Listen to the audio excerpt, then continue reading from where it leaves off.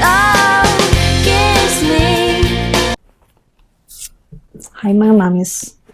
Yung anak ko sabi niya mayroon daw box sa labas.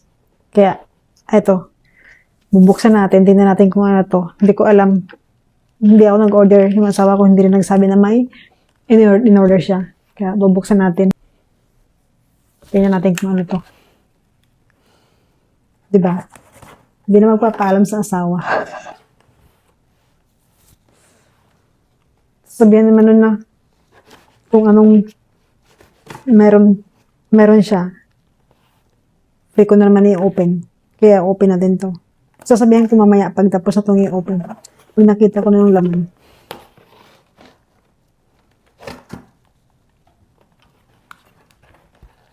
Ooh. A box. Another box. Tapos ako, bago ko ilalagay sa ano to, sa recycle bin, tinatanggal ko yung mga papel-papel niya, yung mga address, tapos yung pangalan. Tingnan natin. Ano kaya to? Diba? Scraper yung pang-open. Yung anak ko tulog kaya. Tingnan natin. Oh.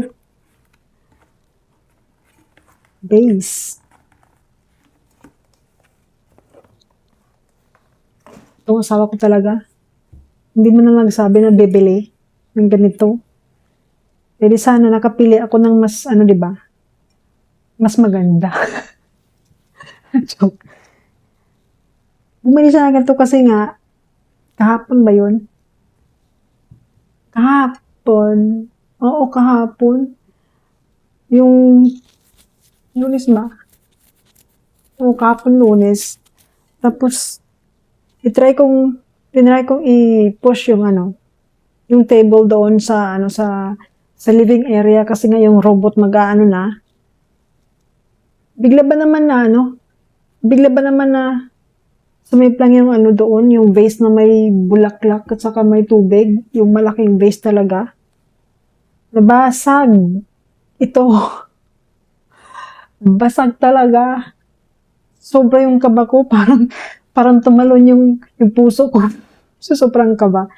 Kasi nga yung vase na yan, 2 dekada na ata yan na bit yung asawa ko. Kahit chance siya punta or kahit nakailang lipat na kasi siya, tapos bit pa rin yung base na yan. Hindi man lang nabasag, nakailang travel na. Tapos sa isang iglap lang, mababasag ko, kaya sobrang kaba ko. Sobrang nervous ko nung nabasag yun kasi nga, wasak yung diba? Yung pinaka-stand niya.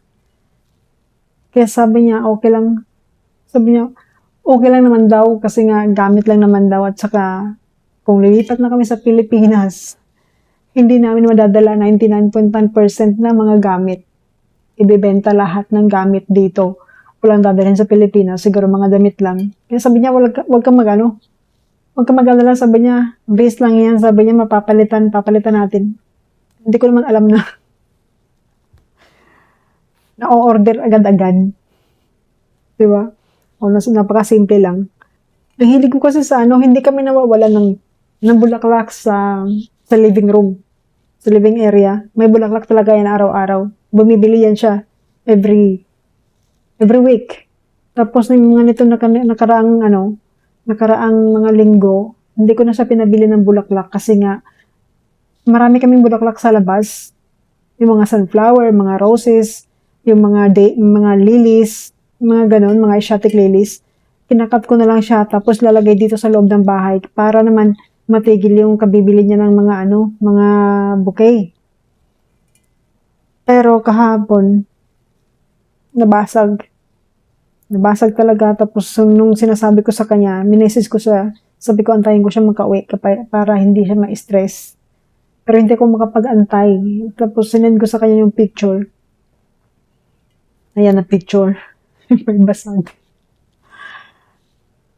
Nung nagtatype ako, na nagsusorry, sabi ko, sorry, sabi ko ganun sa kanya. Hindi ko sinasadya. Umiyak ako. Kasi nga, di ba, sobrang tagal na sa kanya yun, tapos isang iglap mawawala lang. Hindi ko naman talaga kasi sinasadya. Pero kasalanan ko naman kasi, hindi ako nag-iingat. Di ba? Thank you po. Ito lang po ngayon.